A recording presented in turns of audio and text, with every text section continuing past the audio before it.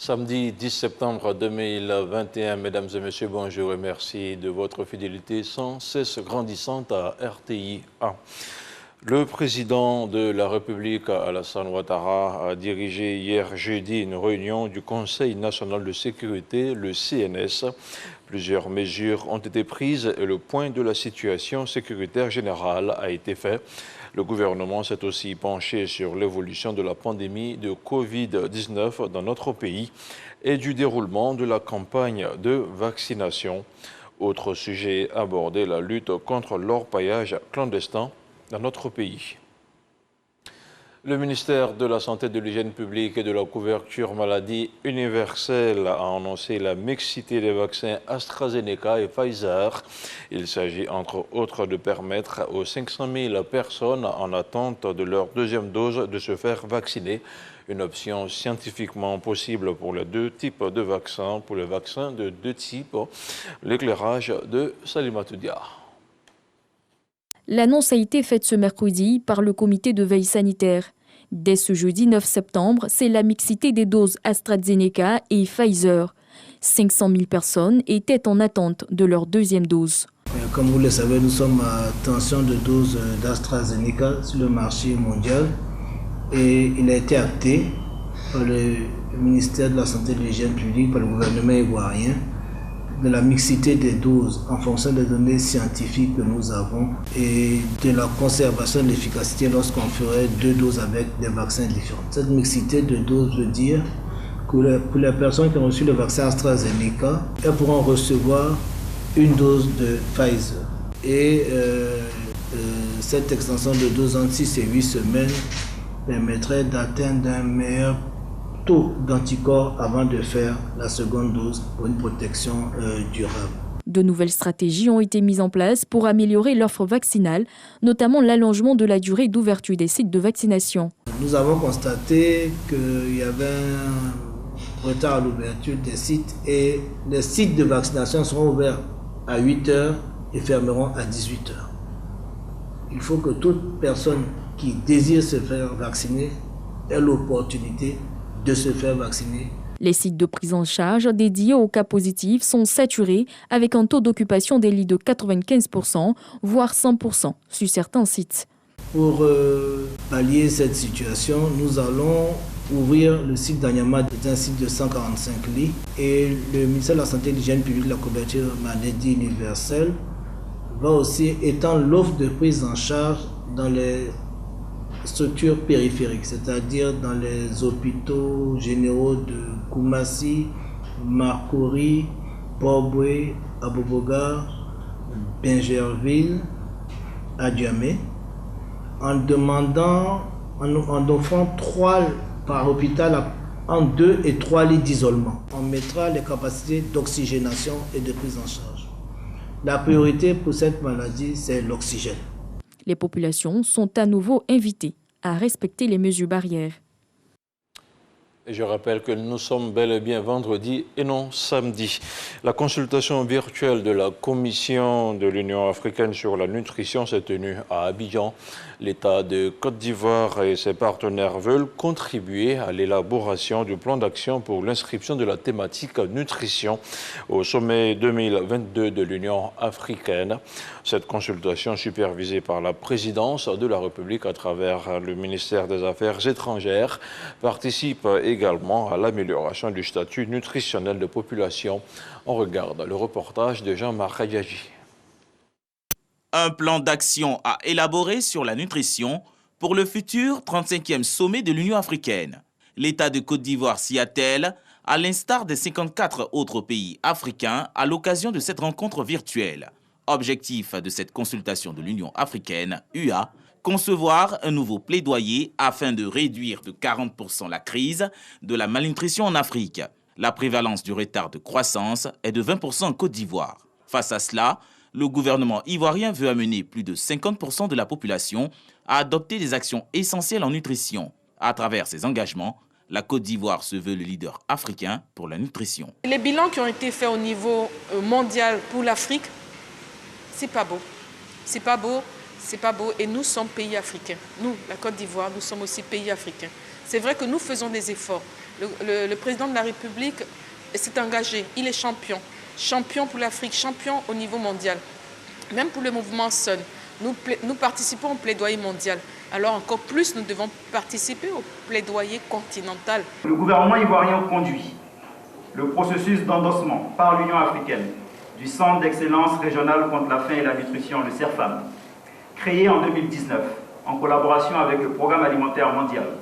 Et il faut noter que ce centre reçoit chaque année une subvention du gouvernement ivoirien pour ses activités. La note conceptuelle sur la nutrition, une fois validée par le partenaire de l'UA, sera proposée au sommet panafricain. Une rencontre qui se tiendra à Addis Abeba, en Éthiopie, en février 2022. Autre chose à présent, le Comité national de surveillance des actions de lutte contre le travail des enfants poursuit sa mission de sensibilisation. Une délégation était récemment dans la région de Lagnébi-Tiassa.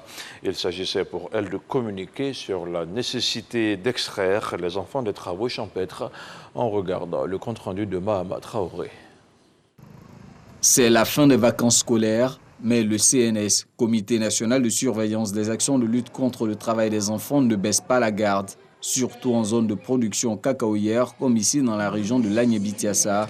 2 jours durant, la délégation du CNS a expliqué aux enfants leurs droits et les travaux qui leur sont autorisés et interdits. L'autre volet de la mission a consisté à sensibiliser les autorités administratives, coutumières et religieuses de la région sur la menace que représente le travail des enfants pour l'économie ivoirienne. En tant que responsable de tous les chefs, je leur répète ces mêmes messages pour qu'à leur tour, ils sensibilisent leurs paysans, leurs villageois, et ensuite leur dire que celui qui ne va pas s'appliquer à protéger les enfants, il peut être soumis à des peines d'emprisonnement. De plus en plus, les gens décrient le cacao ivoirien en pensant qu'il porte la sueur des enfants, ce qui n'est pas exact. Ce qui est important, c'est qu'aujourd'hui, nous devions continuer cette bataille. Cette mission du CNS dans Lagnébi-Tiassa s'est achevée par une visite dans un champ-école de cacao situé dans le village de Niaoshoba, à 23 km d'Agboville. Il était question de toucher du doigt la réalité de l'application des bonnes pratiques culturelles pour obtenir un cacao sain et de bonne qualité. Nous avons eu des échanges fructueux. Les populations ont compris l'essentiel de ce combat-là. Les populations comprennent qu'il est important pour notre pays, pour son avenir, pour la durabilité de son cacao, que ce soit un cacao éthique, un cacao qui soit produit sans travail des enfants. Et nous sommes convaincus et rassurés que ce message s'étendra dans tout Lagnébi-Tiassa.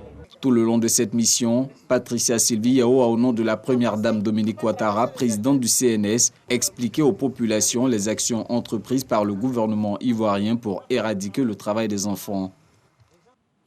Le directeur général de l'ANAC, l'autorité de l'aviation civile, a fait le point des efforts réalisés en matière de sécurité de la navigation à l'aéroport d'Abidjan.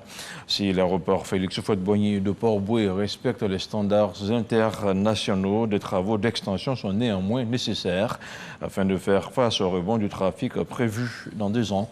Les explications de Lancine Bakayoko. En matière de sécurité aérienne, le taux de conformité de l'aéroport d'Abidjan aux normes mondiales de l'aviation civile est passé de 42% en 2011 à 82% aujourd'hui. C'est le résultat des réformes vigoureuses engagées par l'autorité nationale de l'aviation civile. Nous avons déroulé un plan d'action. Et dans ce plan d'action, il y avait tout. Il y avait le recrutement du personnel, la qualification du personnel, l'élaboration des textes. Nous avons élaboré 300 textes réglementaires.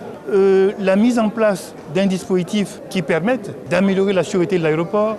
Tous ces changements positifs ont également favorisé l'augmentation du trafic passager à l'aéroport d'Abidjan. Sur les 10 dernières années, ce trafic a augmenté de 647 000 passagers à plus de 2 millions en 2019. Ce volume n'est d'ailleurs plus adapté au trafic reçu à l'aérogare.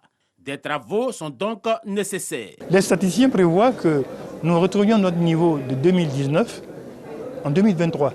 Donc nous serons saturés. Il faut donc prendre les devants et faire des investissements. Et c'est à cela que l'État s'emploie. Il y a un programme d'extension de l'aéroport d'Abidjan. Ce programme va se réaliser et permettra de faire face à l'augmentation du trafic. À terme, tous ces travaux d'équipement devraient accroître les capacités de l'aéroport d'Abidjan à 5 millions de passagers annuellement. D'autres projets comme la certification de l'aéroport de Bouaké ou le long courrier, en l'occurrence les vols directs vers les États-Unis par la compagnie nationale, sont sur orbite. L'hommage de mouvements sportifs ivoiriens et de fédérations aux éléphants basketteurs. Nos machidèrmes médaillés d'argent à Kigali ont reçu la reconnaissance du peuple et du gouvernement hier jeudi. Ils ont été élevés au grade de chevalier et d'officier dans le mérite sportif. C'était au Palais des Sports de Treichville. Le commentaire de Jean-Sylvain Rissot. Après leur brillant parcours à l'Afro-Basket 2021, sanctionné par une médaille d'argent, les éléphants basketteurs reçoivent les honneurs de la nation à travers une cérémonie d'hommage et de décoration. En présence de tout le mouvement sportif, y compris les présidents de fédérations sportives, ils ont été élevés tour à tour au grade de chevalier pour certains et d'autres officiers dans l'ordre du mérite sportif par le ministre de la Promotion des Sports et du Développement de l'économie sportive. À la primature, le Premier ministre, Jérôme Patrick Haché, chef du gouvernement, vous a dit le message de la nation. Il nous a donc instruit aujourd'hui, à la demande du président de la République, d'organiser cette cérémonie solennelle pour vous traduire la reconnaissance de la nation. Et comme il fallait s'y attendre, à l'issue de cette sympathique cérémonie d'hommage et de décoration, les émotions étaient perceptibles au niveau des vice-champions d'Afrique. Je suis très content parce que j'ai été honoré ce jour de la main du ministre des Sports et de l'économie sportive, Paulin Dao.